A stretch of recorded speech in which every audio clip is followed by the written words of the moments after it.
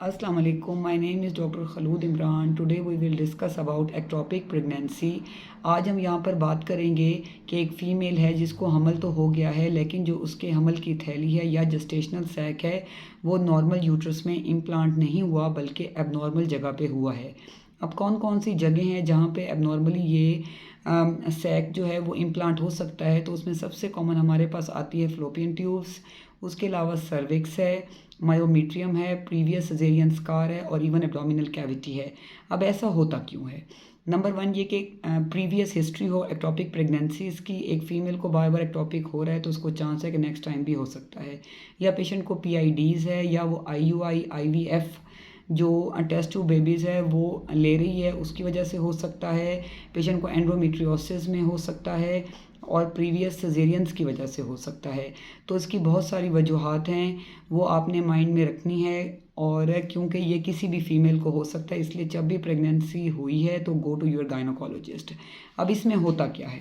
Patient को normal pregnancy के symptoms होते हैं जैसे कि हर लेडी को होते हैं, जिसमें ब्रेस्ट टेंडरनेस हमारे पास आती है, मिस्ड पीरियड्स हमारे पास आते हैं। उसके अलावा जो है वो पेशेंट को नोज़िया और वॉमिटिंग होती है।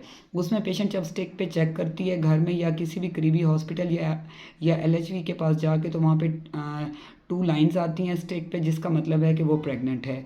लेकिन हमारे इलाकों में ये बहुत एक कॉमन सी बात है, या हमारी जो बड़ी बूढ़ियाँ कहती हैं कि जी, सास कहती हैं कि जी आपने 3 महीने तक अल्ट्रासाउंड नहीं करवाना क्योंकि उससे जो है बच्चे में नुक्स पड़ सकता है। तो ऐसा बिल्कुल नहीं है।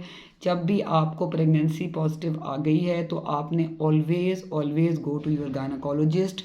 और जो सबसे ही इन्वेसिव और जौन सा लेस इनकम वाला जो है वो टेस्ट है, वो हमारे पास अल्ट्रासाउंड है, वो आपने करवाना है। उसमें आपकी डॉक्टर साहिबा देखेंगी कि आया जो है वो सैक नॉर्मल यूट्रस में है या कहीं और है।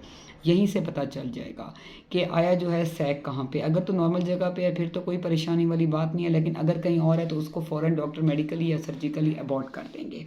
अब अगर बिलफर्ज पेशेंट नहीं जाती तो उसके साथ क्या हो सकता है?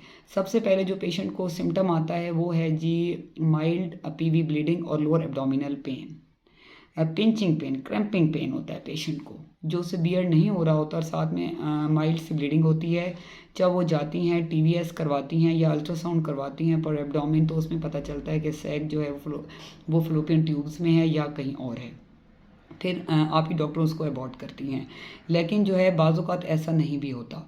बाज़-औक़ात पेशेंट बर्दाश्त करता रहता है और वो सैक रप्चर हो जाता है 3-4 मंथ प्रेगनेंसी में जाके, और पेशेंट हमारे पास शॉक में प्रेजेंट होता है।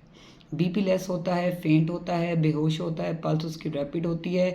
और जब उनकी गायनोकोलॉजिस्ट स्कैन करती हैं तो एब्डोमेन फ्री फ्लूइड होता है और साथ में जो है वो सैक रप्चर हुई हुई होती है।